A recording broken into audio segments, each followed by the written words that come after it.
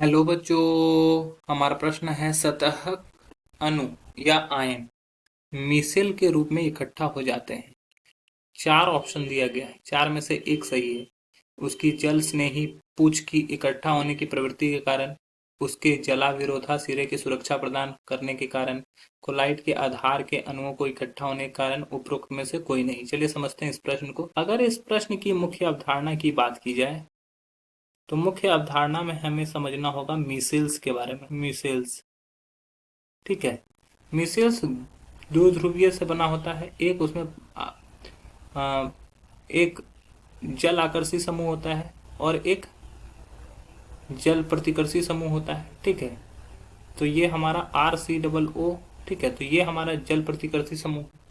तो क्या होगा कि जब मिसेल्स का निर्माण होगा, सपोज कर लो कि ये एक अणु है, तो क्या होगा कि हमारा जो जल प्रतिकर्षी समूह होगा ये पूंछ की तरह दिखेगा और जो एक हेड की तरह दिखेगा।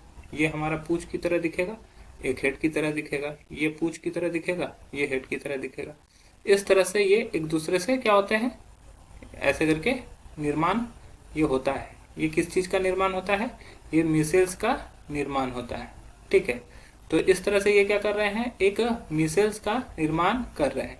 अब मिसेल्स जो बना वो कैसा अणु है? ये वृहद अणु है।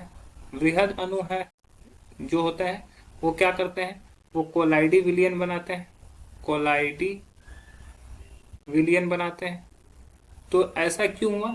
ये क्या हुआ, कोलाइड के आधार के अणुओं को इकट्ठा होने के कारण ये ऐसा इस तरह से बनता है।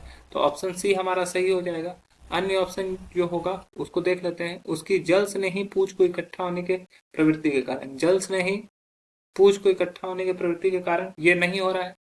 दूसरा, उसके जल विरोधा सिरों के सुरक्षा प्रदान करने के कारण, ये भी गलत है।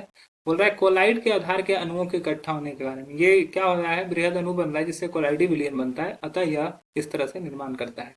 अन्य ऑप्शन भी गलत हो जाएंगे। आशा है यह प्रश्न आपको समझ में आया होगा। धन्यवाद।